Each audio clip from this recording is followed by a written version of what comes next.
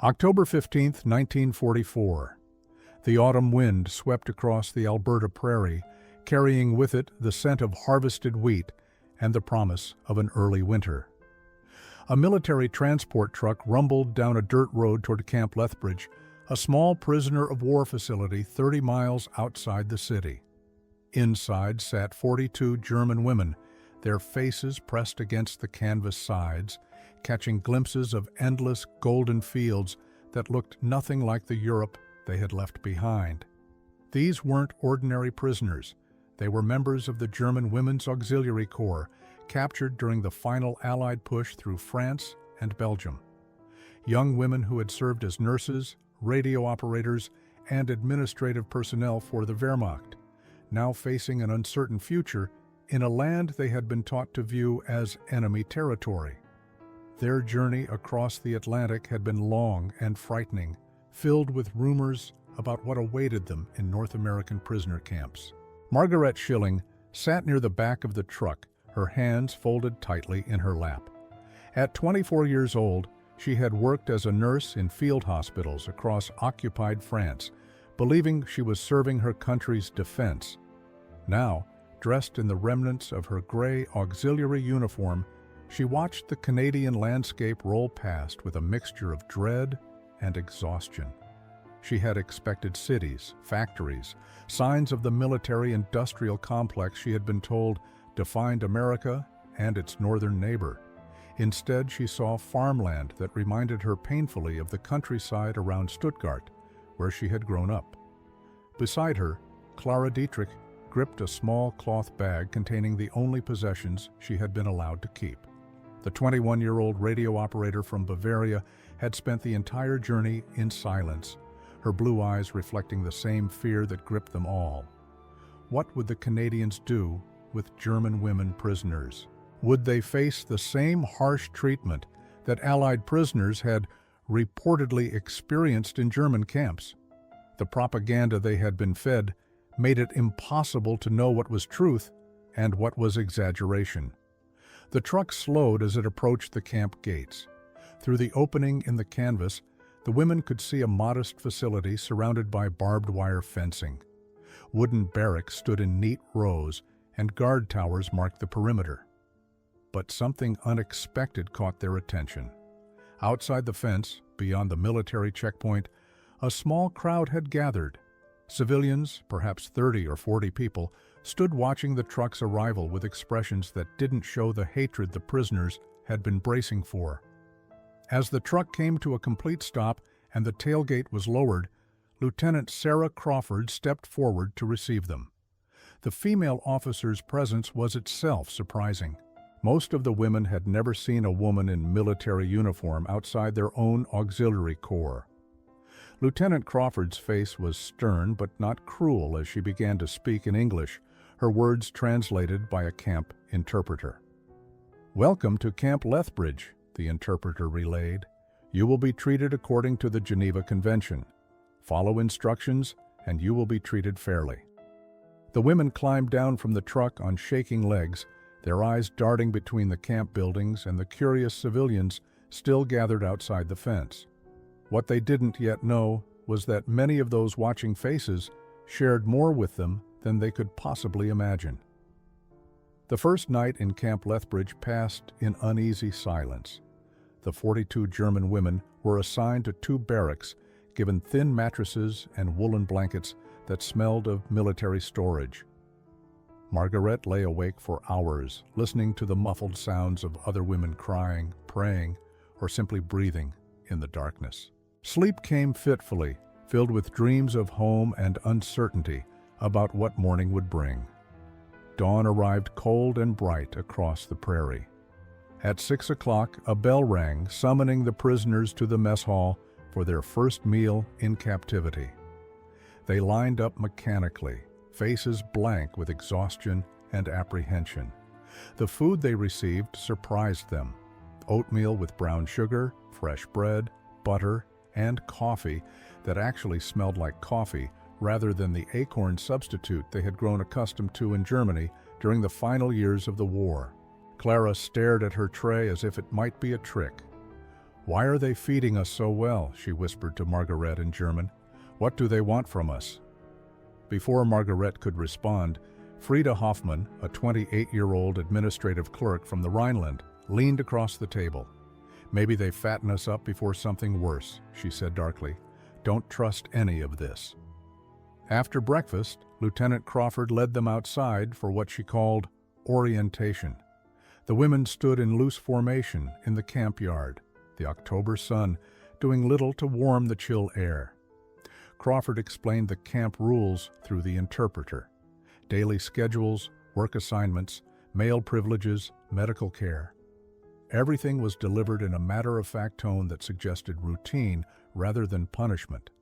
But it was what happened next that caught everyone off guard. As Crawford spoke, the same crowd of civilians from the previous evening had gathered again outside the fence. This time, they were close enough that voices could be heard. And those voices were speaking German, not the clipped, formal German of military commands or official pronouncements, but the warm, regional dialects of home, Bavarian accents mixed with Swabian vowels, and the distinctive rhythm of Rhineland speech. The prisoners turned as one toward the fence, confusion rippling through their ranks. An older woman near the fence called out, in heavily accented but clear German, "Where are you girls from?" The interpreter moved to intercept, but Lieutenant Crawford held up her hand. "Let them talk," she said quietly. Annalisa Koch, a 23-year-old communication specialist from Saxony, took a tentative step forward. "I'm from Dresden," she called back, her voice uncertain. "Dresden," another voice responded. "My cousin lived in Dresden before the First War." More voices joined in, each calling out questions, hometown names, family connections. The prisoners stood frozen, unable to comprehend what they were hearing. These were supposed to be enemy civilians, Canadians who should hate everything German. Yet they spoke the language of home, with the accents of specific regions, villages, valleys that the prisoners themselves knew intimately. Margaret felt her throat tighten. These people outside the fence weren't strangers at all. They were something she had never expected to find on the other side of the world. They were German. Over the following days, the presence of German-speaking civilians outside Camp Lethbridge became a daily occurrence. They arrived in the mornings and stayed through the afternoons, standing just beyond the barbed wire boundary where regulations prevented direct contact but allowed conversation. Lieutenant Crawford, after consulting with Major William Bennett, the camp commander, made an unusual decision to permit these exchanges as long as they remained supervised. The prisoners learned that southern Alberta had been home to German immigrants for generations. Families had arrived in waves beginning in the late 1800s, drawn by promises of farmland and religious freedom. Mennonites fleeing persecution, Catholics seeking economic opportunity, Lutherans escaping the rigid social structures of the old country. They had built communities that preserved their language and traditions while embracing their new Canadian identity. Margaret found herself drawn to the fence during every available moment. She discovered that Eva Mueller, the woman who had first called out to them, came from a village only 15 miles from Stuttgart. They shared the same Swabian dialect, the same rolling vowels and softened consonants that marked them as coming from Württemberg. Hearing Eva speak felt like hearing her own mother's voice across an impossible distance. "When did you leave Germany?" Margaret asked during one of their conversations, gripping the fence wire. 1925, Eva replied. My Heinrich, he saw what was coming even then. The anger, the blame, the men in brown shirts talking about purity and strength. He said we should go while we still could choose. The words hung in the air between them, while we still could choose. Margaret thought about her own choices, about joining the Auxiliary Corps in 1942, believing the speeches about defending the fatherland against encirclement. She had never questioned whether those speeches were true. Clara had formed her own connection with a younger German-Canadian woman named Inga Fischer. Inga was second generation, born in Alberta to Bavarian parents. She spoke German with a peculiar accent, mixing her parents' dialect with English words when she couldn't find the German equivalent. But her warmth was unmistakable. "My father talks about Bavaria all the time," Inga told Clara. "The mountains, the beer gardens, the festivals. But he also says he's grateful every day that he grew up here instead of there, especially now." "What do you mean, especially now?" Clara asked, though part of her already knew the answer. Inga's expression grew serious. "Because of what Germany became, what it did. My father says the Germany he remembers died long before this war started. He says it was murdered by people who claimed to be making it great again." The words struck Clara like a physical blow. She had never heard anyone speak about Germany this way, with such certainty that something fundamental had gone wrong. In Germany, even private doubts were dangerous. Here, people spoke openly about truths that would have meant imprisonment or worse back home. That evening, as the prisoners gathered in their barracks, the conversations were different from previous nights. Instead of crying or silence, they talked in hushed voices about what they were learning from the people outside the fence. By the end of October, the relationship between the German-Canadian community and the prisoners had evolved beyond fence-line conversations. Heinrich Müller approached Major Bennett with a formal request. Several of the settlers had family connections to the same regions, sometimes the same villages, as the women prisoners. Could they be permitted to exchange letters under camp supervision? Could photographs be shared, family news exchanged, connections maintained between people separated by war but united by heritage? Major Bennett, a pragmatic man who had spent his entire military career in administration rather than combat, saw an opportunity. The Geneva Convention required humane treatment of prisoners, and maintaining morale was part of that obligation. These women were no threat to Canadian security. If allowing supervised correspondence with local German families improved their mental health and cooperation, he saw no reason to refuse. Lieutenant Crawford was assigned to review all correspondence, ensuring nothing violated security protocols. What she found in those first letters moved her deeply. These weren't messages between enemies. They were exchanges between people discovering unexpected kinship across the divide of war. Margaret received her first letter from Eva Müller on November 3rd. It arrived on thin paper, written in the careful script of someone for whom writing was still a formal act. Eva wrote about her farm, about the harvest just completed, about her 3 children who had been born in Canada and spoke German and English with equal fluency. But she also wrote about the village near Stuttgart, where she had grown up, describing landmarks and traditions that Margaret knew intimately. There was a fountain in the village square, Eva wrote, where the women would gather to wash clothes and share news. Is it still there? Does the church bell still ring at 6 in the morning and 6 in the evening? I dream about these things sometimes, even after nearly 20 years away. Margaret held the letter and wept. The fountain was still there, or had been when she left in 1942. The church bell still rang, though sometimes it was drowned out by air raid sirens in the final months before her unit was captured. She wrote back describing what she remembered, creating a bridge across time and distance to a place that both women loved, but only one could still call home. Clara's correspondence with Inga Fischer took a different tone. Inga asked direct questions about life in Germany under National Socialist rule. What had schools been like? What had people really known about the camps, the deportations, the systematic erasure of entire communities? The questions made Clara uncomfortable because they forced her to confront things she had chosen not to see, not to question, not to acknowledge, even when evidence appeared before her eyes. I didn't know, Clara wrote in her third letter to Inga, or maybe I didn't want to know. When Jewish families in our town disappeared, we were told they had been relocated. When I saw prisoners being marched through the streets, I told myself they must be criminals. It was easier to believe the explanations than to ask questions. Inga's response was gentle, but firm. My grandmother says that not asking questions is itself a choice, that silence can be as harmful as action when terrible things are happening.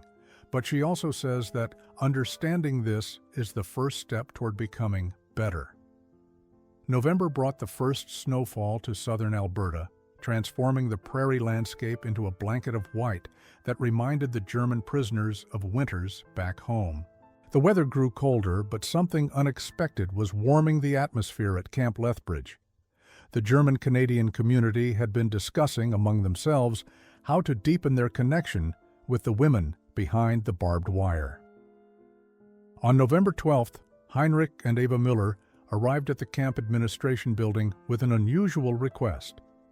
They wanted permission to host Sunday dinner for any prisoners who came from Württemberg or surrounding regions. They would provide the meal at their farmhouse under guard supervision if necessary, and return the women to camp by evening. Major Bennett listened to their proposal with raised eyebrows. "You want to bring enemy prisoners into your home?" he asked, his tone more curious than disapproving. Heinrich nodded slowly. "They are not our enemies, Major. They are our cousins, our nieces in spirit if not in blood. They come from the same villages our parents came from. Some of them speak the same dialect my wife spoke as a child. War made them prisoners, but it did not make them strangers to us." Lieutenant Crawford, present for the meeting, saw the Major's hesitation. "Sir, if I may, the morale benefits could be significant. These women are cooperative, pose no security risk, and this kind of humanitarian gesture aligns with our Geneva Convention obligations." Major Bennett considered for a long moment. "I'll allow it," he finally said, "but under strict conditions. 2 guards must accompany them. No more than 6 prisoners at a time, and this is contingent on continued good behavior from everyone involved." When the announcement was made to the prisoners, disbelief swept through the barracks. Margaret stood frozen as Lieutenant Crawford explained that she and 5 other women from southern Germany would be allowed to leave camp for Sunday dinner with a local family. It seemed impossible, surreal, like something from a dream, rather than the reality of prisoner life. "Why would they do this?" Frida asked suspiciously. "What do they want from us?" But Annalise, who had been listening carefully to Lieutenant Crawford's explanation, shook her head. "I don't think they want anything. I think they genuinely want to share a meal with us, like family would." The word family hung in the air. These women had been separated from their own families for months or years. Letters from home had stopped arriving as Germany's infrastructure collapsed. They had no idea if their parents, siblings, or loved ones were alive or dead. The thought of sitting at a family table again, even a stranger's family table, awakened a longing they had been trying to suppress. Sunday, November 19th, arrived cold and bright. Margaret, Clara, Anneliese, and 3 other women from southwestern Germany were dressed in the cleanest versions of their auxiliary uniforms. 2 guards, Corporal Thomas Murray and Private Helen Brooks, accompanied them as they climbed into a truck for the 15-mile journey to the Müller farm. As they drove through the snowy landscape, Margaret pressed her face to the window and watched Canadian farmhouses pass by. Smoke rose from chimneys. Children played in yards. Dogs ran alongside fences. It looked nothing like the America she had been taught to imagine. It looked like home. The Müller farmhouse stood at the end of a long driveway lined with bare poplar trees. It was a modest 2-story structure with a large barn nearby and fields stretching to the horizon. As the truck pulled up, Eva Müller emerged onto the porch, wiping her hands on an apron. Her smile was warm and genuine as she watched the women climb down from the vehicle. "Willkommen," she called out in Swabian dialect. "Welcome to our home." Inside, the house smelled like Margaret's childhood. Fresh bread baking, sauerkraut simmering, the rich aroma of pork roast with apples and onions. The scents triggered memories so powerful that Margaret had to steady herself against the doorframe. Eva noticed and gently took her arm. "It's all right," Eva said softly. "You're safe here. This is a place for remembering good things." The dining room table had been extended to accommodate everyone. Heinrich Müller and their 3 children, aged 8 to 14, sat waiting.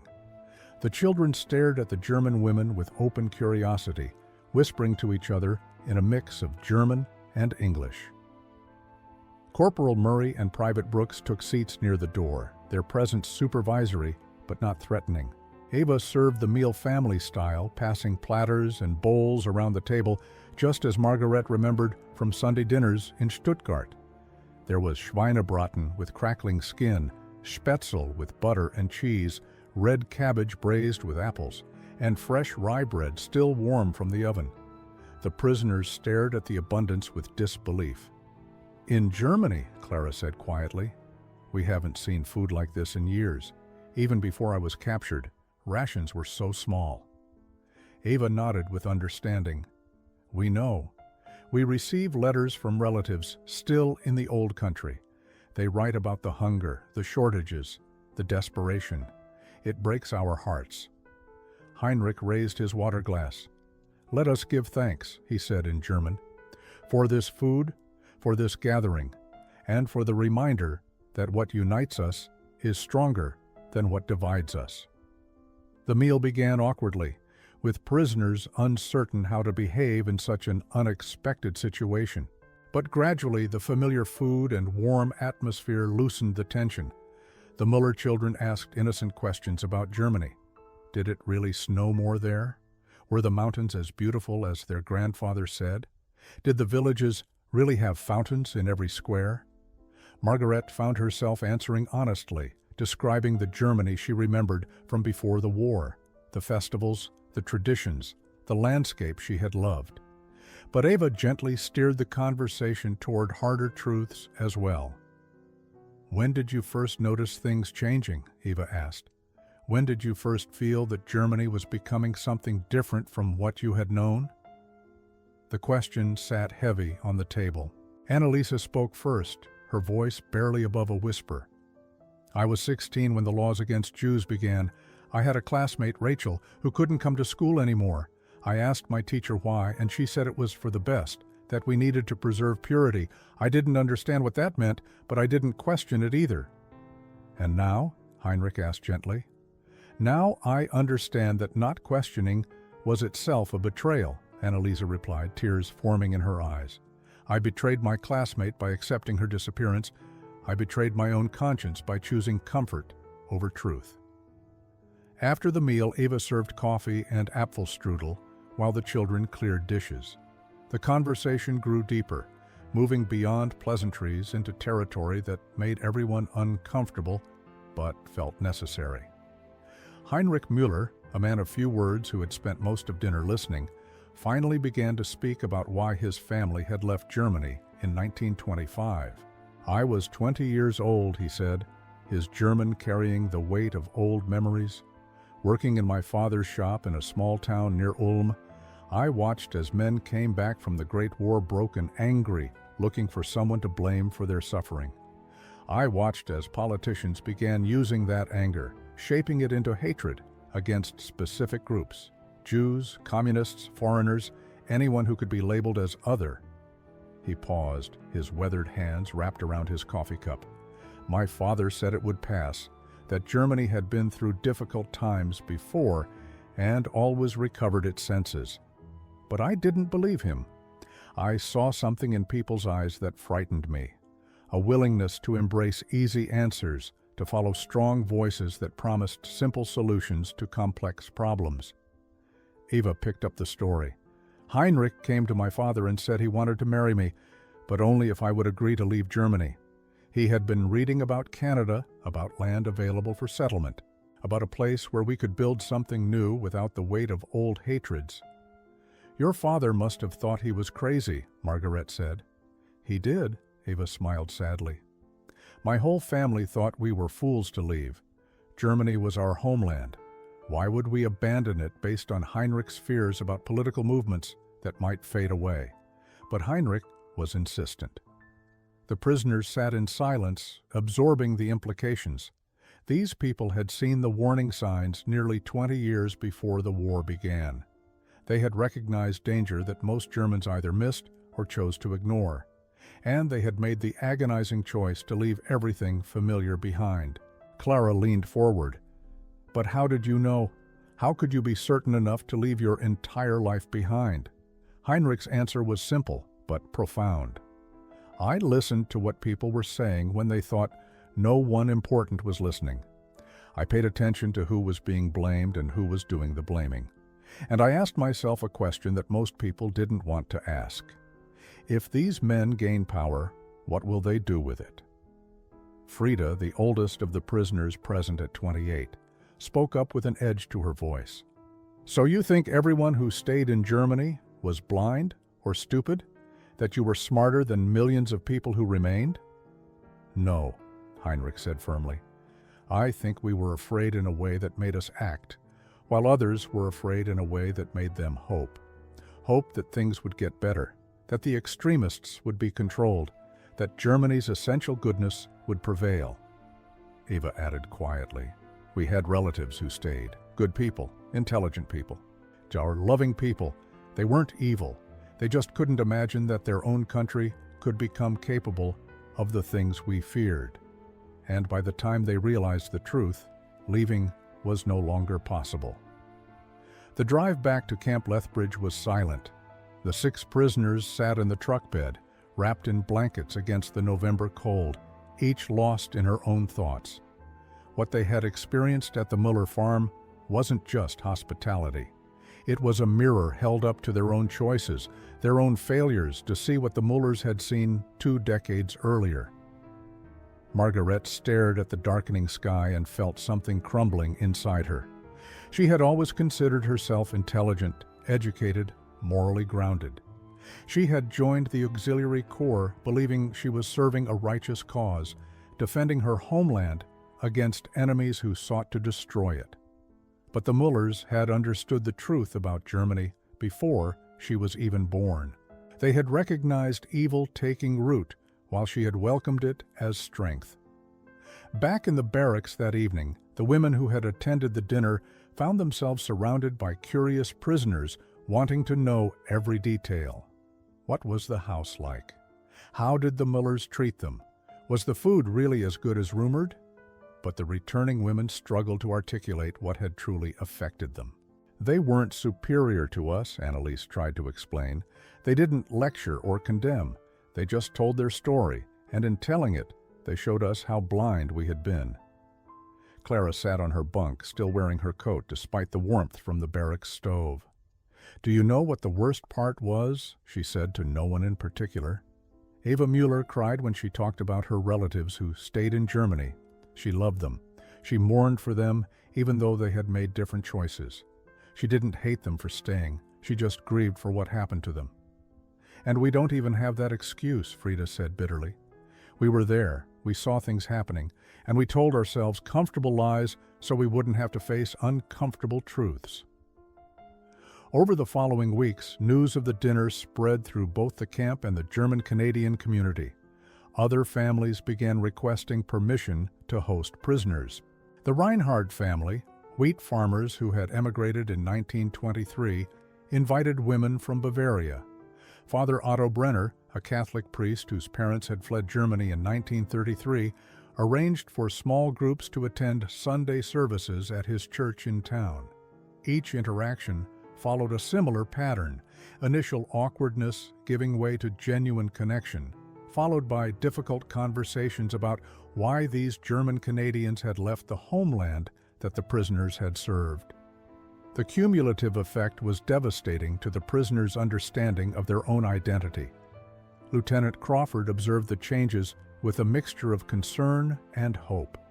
The women were becoming more withdrawn, more contemplative, but they were also becoming more cooperative, more engaged with their daily routines. It was as if confronting their shame was paradoxically giving them purpose. Major Bennett called Crawford into his office in early December. "These visits are having an effect," he said. "The question is whether it's a healthy effect or something we should be concerned about." Crawford chose her words carefully. "Sir, I think what we're witnessing is a group of people confronting the truth about choices they made. That's painful, but it's also necessary if they're ever going to move forward. December brought preparations for Christmas, but it also brought an unexpected gift to Camp Lethbridge. Greta Reinhardt, the wife of wheat farmer Jakob Reinhardt, arrived at the camp administration building carrying a large wooden chest. Inside were quilts, handmade by German-Canadian women over generations, each one a masterpiece of traditional patterns that the prisoners recognized instantly. These patterns come from the old country, Greta explained to Lieutenant Crawford. Each region had its own designs, its own color combinations. We thought the girls might like to see them, to remember that their heritage includes beauty, not just the ugliness of recent years. Permission was granted for Greta to display the quilts in the camp's common room. When the prisoners filed in to see them, the response was immediate and emotional. There was the mariner's compass pattern that was traditional in coastal regions, the Dresden plate design that had been popular in Saxony for centuries, the log cabin pattern that Bavarian grandmothers had taught their granddaughters for generations. Margaret ran her fingers over a quilt made in the traditional Swabian style, with colors and patterns she recognized from her own grandmother's work. "My Oma made one almost exactly like this," she whispered. "I slept under it as a child." Greta smiled gently. "My mother-in-law brought the pattern with her from Germany. She taught me to make it when I married Jakob. We've kept these traditions alive here, away from everything that tried to corrupt or destroy them." The word corrupt hung in the air. The prisoners were beginning to understand that the German culture they thought they had been defending had actually been systematically altered by the regime they served. Traditional folk songs had been given new militaristic lyrics.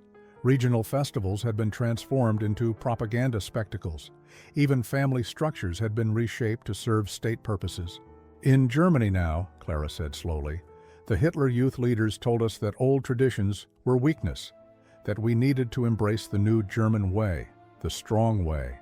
They made us feel ashamed of things our grandmothers treasured." Greta nodded with understanding. "That's how tyranny works.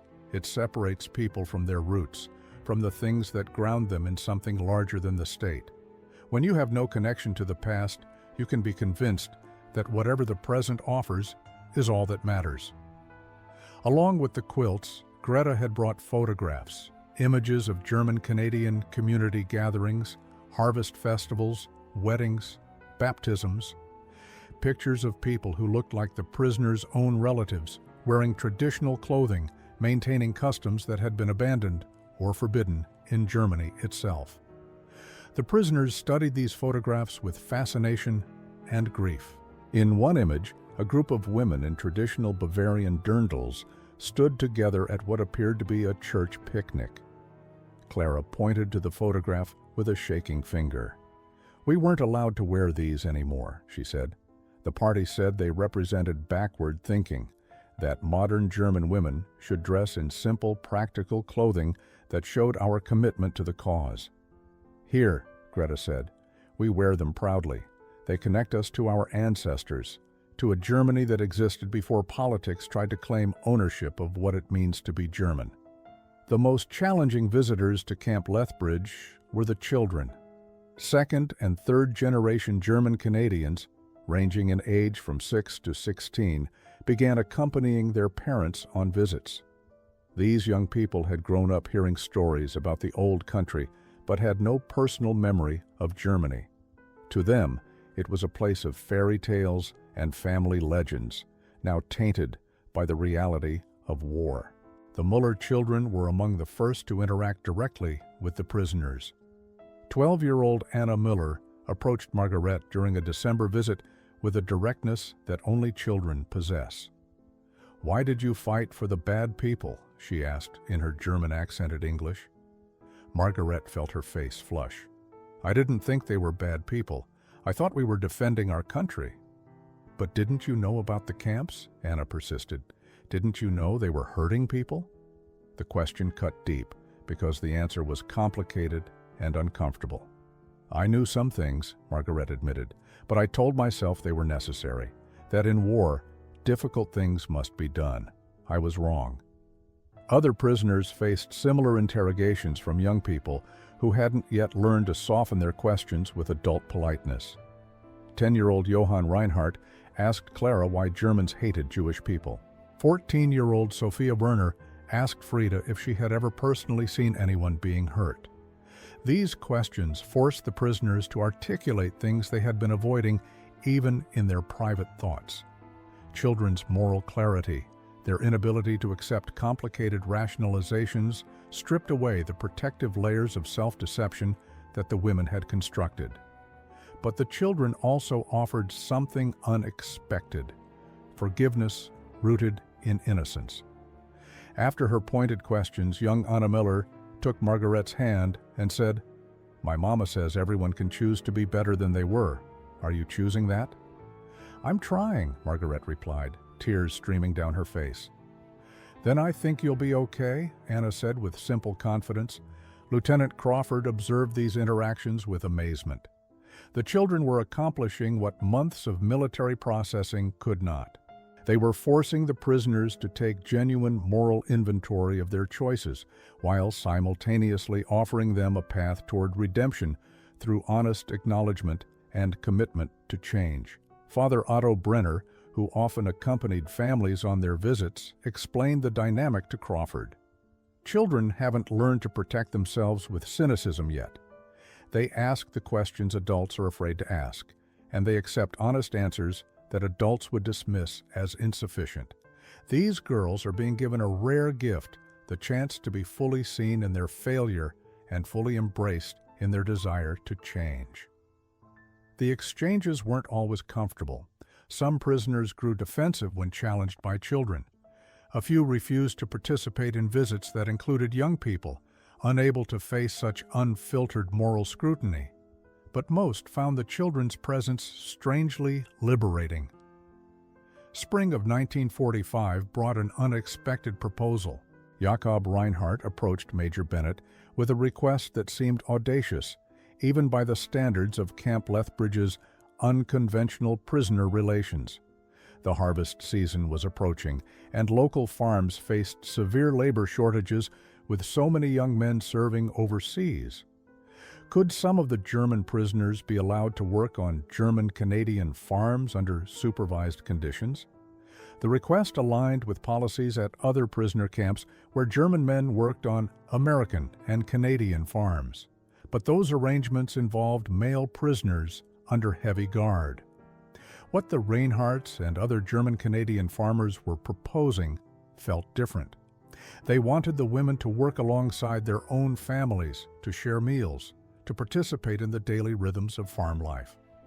Major Bennett consulted with military authorities in Ottawa. After weeks of deliberation, permission was granted, with strict conditions. No more than 4 prisoners per farm, daily transportation to and from camp, Canadian military supervision, and immediate termination of the program if any security concerns arose. On May 1st, 16 prisoners traveled to 4 different German-Canadian farms to begin agricultural work. Margareta, Clara, Annalisa, and Frida were assigned to the Reinhardt wheat farm. They arrived expecting to be treated as laborers, kept at distance despite the family's previous kindness. What they found instead was full integration into the farm's daily life. Greta Reinhardt met them at dawn with work clothes and sturdy boots. "You'll ruin those uniforms in the fields," she said practically. "Wear these instead." The simple cotton dresses and overalls felt strange after months in military-issue clothing. But they also felt liberating, like shedding an identity that no longer fit. The work was hard, preparing fields for planting, repairing fences, tending to livestock, maintaining equipment. The prisoners had all come from urban or suburban backgrounds. None had significant farm experience. But the Reinhardts were patient teachers, showing them how to handle tools, manage animals, and read the land's needs. During lunch breaks, they sat together at a rough wooden table in the shade of the barn. Greta served simple but abundant food: fresh bread, cheese, cold meat, vegetables from the previous year's preserves. The conversation ranged from practical farming advice to deeper discussions about life, purpose, and the meaning of honest work. "This is what we left Germany to build," Jacob told them one afternoon, "a life where a person's worth is measured by what they contribute, not by who their ancestors were or what political loyalty they claimed. On a farm, the land doesn't care about your ideology, it responds to your effort and your care." Frida, who had spent years in administrative work, found unexpected satisfaction in physical labor. "In my old job," she said, "I processed papers about food distribution, about rations and shortages. Here I'm actually growing food. I can see the direct result of my work." The other farms reported similar experiences.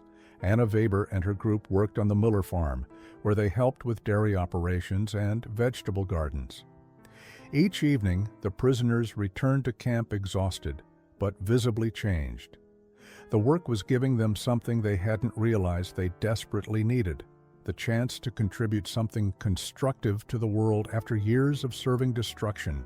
Lieutenant Crawford noted in her reports that the prisoners' mental health had improved dramatically. Depression rates dropped. Cooperation increased. The women began talking about futures beyond simply surviving imprisonment. The longer the prisoners spent with German-Canadian families, the more they recognized a profound truth. The culture these immigrants had preserved was more authentically German than what Germany itself had become. Traditions that had been banned, altered, or corrupted in the Reich were alive and thriving in Alberta farmhouses and prairie churches. On a Sunday in late May, several prisoners attended a traditional German church service at Father Brenner's parish. The liturgy was in German, using prayers and hymns that dated back centuries. Clara sat in the pew and realized with shock that she recognized none of it. In Germany, the churches she had attended had been stripped of traditional elements, replaced with services that incorporated National Socialist themes and imagery. "We sang different hymns," she told Father Brenner after the service. "Hymns about the fatherland, about strength and purity. I thought they were traditional. I didn't know they had replaced older songs." Father Brenner nodded sadly. The regime understood that controlling culture meant controlling memory. If people forgot what their traditions actually were, they could be convinced that the new traditions were ancient and sacred. At the Reinhardt farm, Greta taught the prisoners traditional folk songs while they worked in the garden. Songs about seasons and harvest, love and loss, the simple rhythms of rural life. These were songs that Margaret's grandmother had known, but that had disappeared from German cultural life during Margaret's childhood. "Why did we let them take these away from us?" Margaret asked, her voice breaking. "Because they took them slowly," Greta answered. "A little bit at a time, always with explanations about why the changes were necessary for national strength. By the time people realized how much had been lost, speaking up meant risking everything." The prisoners began to understand that they had been serving a regime that had systematically destroyed the very culture it claimed to be protecting. The Germany they thought they were defending had actually been killed by the government they served, replaced with a hollow imitation that used German words and symbols, but had lost German soul. Heinrich Müller, during one of their evening conversations, put it plainly: "We didn't leave Germany. We took Germany with us, the real Germany, the one built on family, community, tradition, and human dignity. What you served wasn't Germany, it was something wearing Germany's skin." This realization was both devastating and oddly liberating. If the Germany they had served wasn't the real Germany, then perhaps their betrayal of it wasn't a betrayal of their true heritage. Perhaps choosing to stay in Canada to build lives with people who had preserved authentic German culture was actually a way of honoring their roots more genuinely than returning to the hollow shell their homeland had become. The conversations turned toward practical questions. What would Germany be like after the war? Would it return to its authentic traditions, or would it remain corrupted by what had been done to it? And what was their responsibility to participate in that reconstruction versus building something new in a place that had shown them unexpected grace? April 1945 brought news that would shatter whatever remaining illusions the prisoners held about the regime they had served. Allied forces advancing through Germany were discovering concentration camps. The first reports were so horrific that many dismissed them as propaganda. But as evidence mounted, photographs emerged and eyewitness accounts multiplied. Denial became impossible. Lieutenant Crawford faced a difficult decision about how to share this information with the prisoners.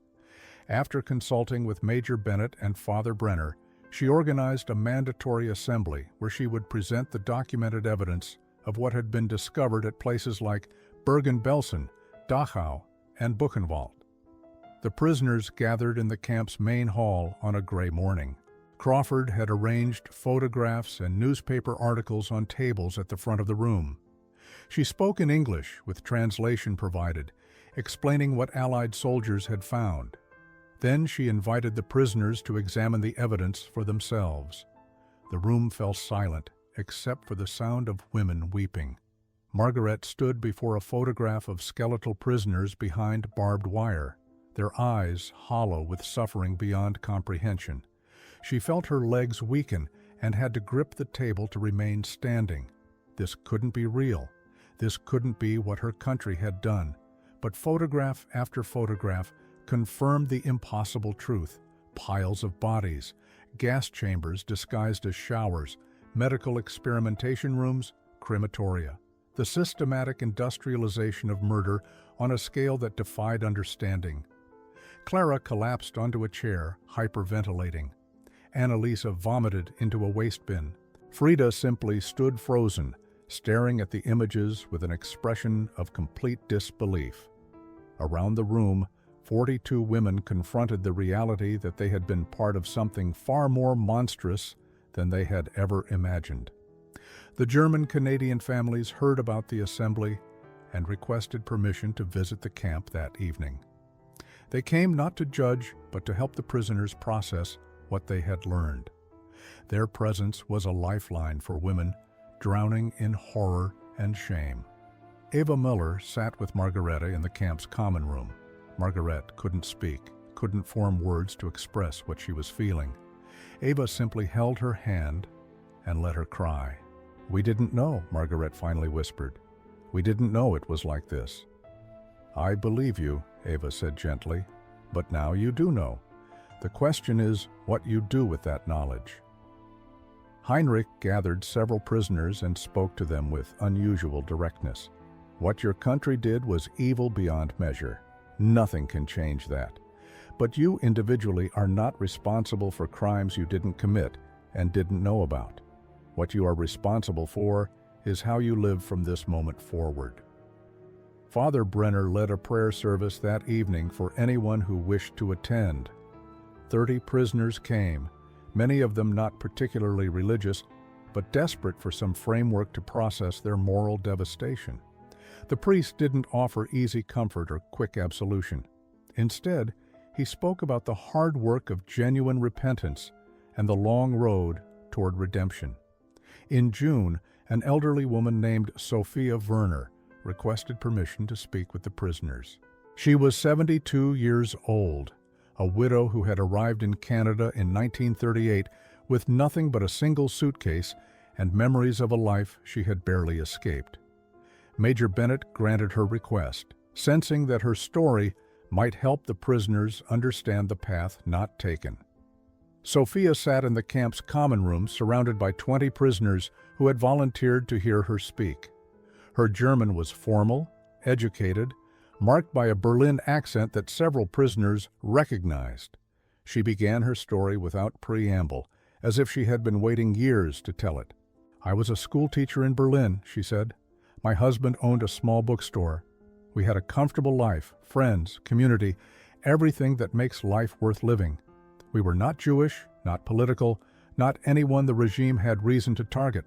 We were ordinary Germans who simply wanted to live ordinary lives." She paused, her weathered hands trembling slightly. "But by 1937, we could no longer pretend that ordinary life was possible. We had watched Jewish neighbors disappear. We had seen books burned in the streets. We had heard the speeches growing more violent, more absolute in their demands for conformity. Margaret leaned forward. "What made you decide to leave?" "One evening," Sophia continued, "a group of young men in brown shirts came to my husband's bookstore. They said he was selling degenerate literature. They destroyed everything. Books, shelves, windows, everything. The police stood outside and watched. When my husband tried to stop them, they beat him. No one helped. No one intervened. And I realized that we were living in a country where violence had become acceptable as long as it was directed at the right targets." The prisoners sat in heavy silence. They recognized the world Sophia was describing. They had lived in it, but from the other side, as beneficiaries of the system rather than its victims. "We sold everything we owned for passage to Canada," Sophia said. "We left behind family, friends, my husband's bookstore that his father had built. We arrived here with almost nothing. My husband died 2 years later. The stress of losing everything had broken his health. But even with all that loss, I have never regretted leaving." She looked directly at the prisoners. "You could have been us. If you had recognized what was happening sooner, if you had trusted your doubts instead of suppressing them, if you had been willing to sacrifice comfort for conscience, you could have chosen to leave. Instead, you chose to stay and serve." Clara felt tears burning her eyes. "We didn't see it the way you did." "No," Sophia agreed, "you didn't. And that is both your tragedy and your responsibility. The question now is whether you will spend the rest of your lives denying that responsibility or accepting it and trying to do better." The conversation that followed was painful and necessary. Sophia answered questions about her escape, about building a new life in Canada, about the letters she received from relatives who stayed behind and eventually stopped coming. May 8, 1945. Victory in Europe Day. The war that had defined their lives was over. In Camp Lethbridge, the announcement was met with mixed emotions. Relief that the killing had stopped, anxiety about what came next, and deep uncertainty about their own futures. Repatriation procedures would soon begin, returning prisoners to a Germany that no longer existed in any form they would recognize. Major Bennett called a meeting of camp staff to discuss the situation. "We need to prepare these women for what they're going back to," he said. "Cities destroyed, families scattered, an economy in ruins. They're going to need support." Lieutenant Crawford raised a different possibility. "Sir, what if some of them don't want to go back? What if they want to stay in Canada?" The question hung in the air. It seemed impossible, unprecedented. Prisoners of war didn't choose to remain with their captors. But everything about Camp Lethbridge had been unprecedented from the beginning. Word of the discussion reached the German-Canadian community. Within days, several families approached camp authorities with an extraordinary proposal. They wanted to sponsor prisoners for immigration to Canada. They would provide housing, employment, help with language and cultural integration. They would vouch for the women's character and potential contribution to Canadian society. Heinrich and Eva Müller were among the first to offer. "We would sponsor Margareta," Eva told Lieutenant Crawford. "She has become like family to us. We believe she has learned from her mistakes and wants to build a better life." The Reinhardts offered to sponsor Clara and Annalisa. Father Brenner offered to help coordinate sponsorships through his parish network. Within 2 weeks, sponsorship offers had been made for 18 of the 42 prisoners. But the legal situation was complicated. These women were enemy nationals, former members of German military auxiliary forces. Immigration law had no provision for fast-tracking former enemy soldiers into permanent residency. The Canadian government would need to make exceptions to create new policies for an unprecedented situation. Lieutenant Crawford worked with authorities in Ottawa to explore possibilities. She argued that these women posed no security threat, had demonstrated genuine transformation, and had already begun integrating into local communities through the work program and family visits. She emphasized the humanitarian aspect and the potential for their stories to demonstrate Canadian values of redemption and second chances. Meanwhile, the prisoners themselves faced agonizing decisions. Returning to Germany meant facing unknown conditions, possibly finding no family left alive, starting over in a destroyed country. But staying in Canada meant admitting they preferred to live among former enemies rather than return to their homeland. It meant accepting that Germany had become so foreign to them that a foreign country felt more like home. The conversations in the barracks grew intense. Some prisoners felt staying would be a betrayal of Germany, an abandonment of their duty to help rebuild. Others felt returning would be a betrayal of the transformation they had undergone, a rejection of the grace they had been shown. Margaret sat on her bunk, writing a letter to Eva Miller. "I don't know what is right," she wrote. "Part of me feels I should return to Germany to face the consequences of what my country did. But another part of me believes I can honor my heritage better by staying with people who preserved what Germany should have been." By mid-June, the Canadian government had made a decision. Prisoners who could secure legitimate sponsorship from Canadian families, who had demonstrated good conduct during their imprisonment, and who could pass security reviews would be eligible for a special immigration pathway. It wasn't amnesty or forgiveness. It was an opportunity to earn a new life through demonstrated commitment to Canadian values. The announcement created a clear division in the camp. Some prisoners immediately began working with their sponsor families to complete the necessary paperwork. Others firmly declined, insisting their duty lay in returning to Germany regardless of conditions there. A third group remained uncertain, torn between competing loyalties and fears. Margaret, Clara, and Annalisa were among those who chose to pursue immigration. Their decision wasn't easy or made lightly. Each struggled with guilt about leaving their homeland when it needed rebuilding. But they had come to believe that the Germany worth serving had been preserved better in Alberta than in Europe. Frida made a different choice. Despite her close friendships with the other women and her positive relationships with German-Canadian families, she felt called to return. "I was part of what destroyed Germany," she explained. "I need to be part of what rebuilds it. That's my responsibility." The prisoners who chose repatriation weren't rejecting what they had learned at Camp Lethbridge. They had been transformed by their experiences with German-Canadian families, but they felt their transformation obligated them to carry those lessons back to Germany to help their homeland recover not just physically, but morally. Lieutenant Crawford observed both groups with respect. "There's courage in both choices," she told Father Brenner. "Courage to stay and build something new, courage to return and face what was done. I don't think either choice is wrong." The sponsorship process required extensive documentation, character references from camp staff, statements from sponsor families, security clearances, medical examinations.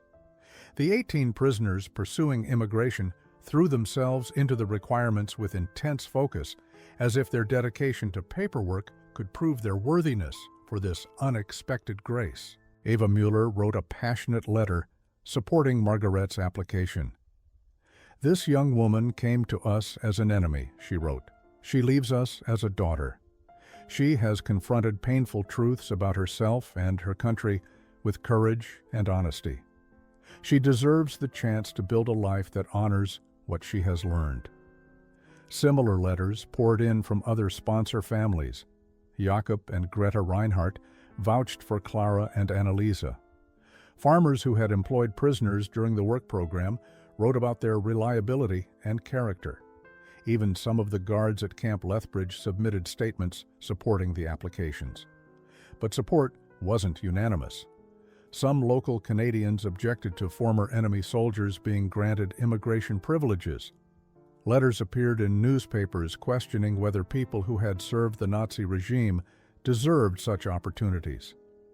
Veterans groups raised concerns about the message it sent to Canadian soldiers who had fought against Germany. The debate forced difficult conversations about justice, mercy, and the possibility of redemption. Major Bennett found himself defending the program in public meetings, arguing that punishment without the possibility of transformation served no constructive purpose. July 15, 1945. The day of separation arrived with a mixture of sorrow and hope. 24 prisoners had chosen repatriation to Germany, while 18 had received approval to remain in Canada under family sponsorship. The morning began with a final assembly where both groups gathered together one last time. Major Bennett addressed them with unusual emotion. "You came here as enemies," he said. "You leave as something none of us expected, as people who forced us to reconsider what redemption means and who deserves it. Those returning to Germany carry our hopes that you will help build something better. Those staying in Canada carry the responsibility of proving that mercy can be stronger than hatred." The prisoners who were staying lined one side of the camp yard. Those departing lined the other. But before the formal processing began, something remarkable happened.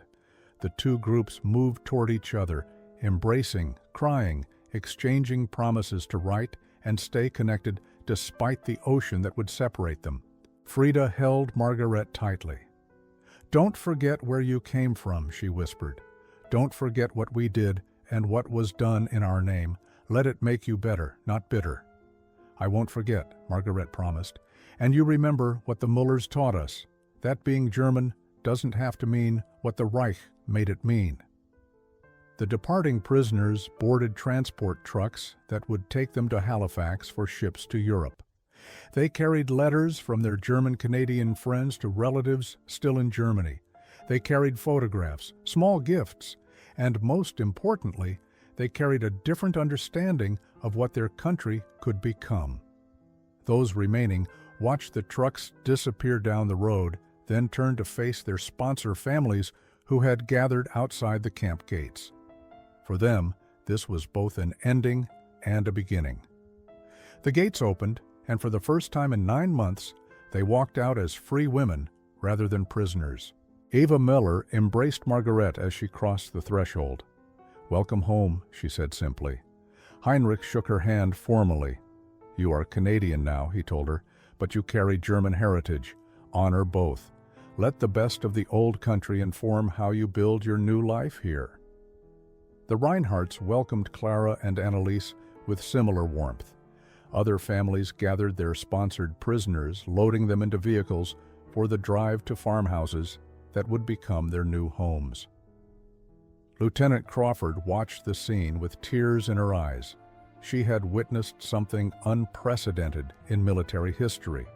Enemies becoming family, prisoners choosing captors over countrymen, hatred transformed into hope through the simple power of human kindness and cultural connection. As the last vehicle pulled away, Major Bennett stood beside her. "Do you think they'll make it?" he asked. "I think they already have," Crawford replied. 25 years later, in 1970, a remarkable gathering took place in Lethbridge, Alberta. Former prisoners and their German-Canadian sponsor families, now thoroughly intertwined through marriage, children, and shared community, came together to commemorate the 25th anniversary of the camp's closure and the beginning of their new lives. Margaret Schilling Miller stood before the group, gray streaking her dark hair, her face bearing the lines of a life well lived. She had married Eva and Heinrich's eldest son in 1948, giving her the same surname as the family who had first shown her kindness. She worked as a nurse at the local hospital, served on the church council, and had raised 3 children who spoke German and English with equal fluency. "When I arrived here as a prisoner," she told the assembled group, "I thought I knew what it meant to be German. I thought loyalty to my country meant loyalty to the government that claimed to represent it. The people in this room taught me that being German means something deeper. It means carrying forward traditions of community, family, hard work, and human dignity that no government can claim ownership of." Clara sat in the audience holding the hand of her husband, a Canadian veteran who had returned from the war and found unexpected love with a former enemy. They ran a bakery in town using recipes that Clara had learned from Greta Reinhardt, recipes that came from Bavaria and had been preserved across an ocean and through generations. Anneliese had become a teacher, following in the footsteps of Sophia Werner, who had passed away the previous year. She taught German language and culture to second- and third-generation German-Canadian children, helping them maintain connections to their heritage while fully embracing their Canadian identity. Letters arrived regularly from Germany, from the women who had chosen repatriation. Frida had become a social worker in Hamburg, helping displaced persons and refugees rebuild their lives. She wrote about the slow, painful process of Germany confronting its past and trying to build a better future. She never regretted her choice to return, but she often wrote that the lessons learned in Alberta guided her work every day. The gathering included children and grandchildren, a new generation that embodied the reconciliation their parents and grandparents had forged.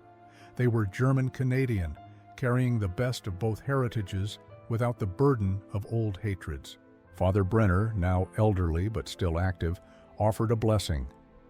What happened here proves that blood can be thicker than borders, that shared heritage can overcome even the deepest wounds of war, and that mercy freely given can produce transformation that justice alone could never achieve. As the gathering concluded, Margaret stood with Eva Müller, now both women in their 70s. They looked out over the assembled families at the children playing together without any awareness of the history that had brought their families together. "We made the right choice," Margaret said quietly. "You made a brave choice," Eva corrected gently, "and you honored it with how you lived."